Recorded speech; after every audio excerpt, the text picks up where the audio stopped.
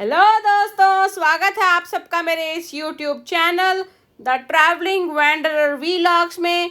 दोस्तों, अगर आपने अभी तक मेरे चैनल को सब्सक्राइब नहीं किया है तो please click on like, share and subscribe. Click on the bell icon for new notifications.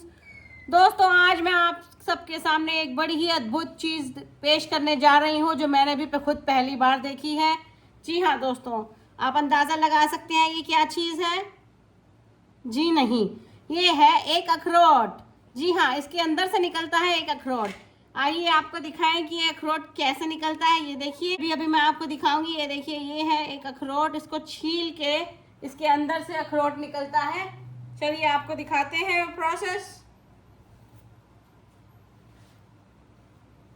ये देखिए दोस्तों,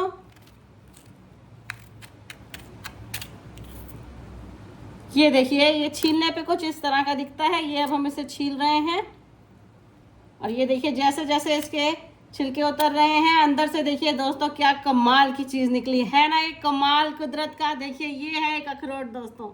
जी हाँ, एक अखरोट।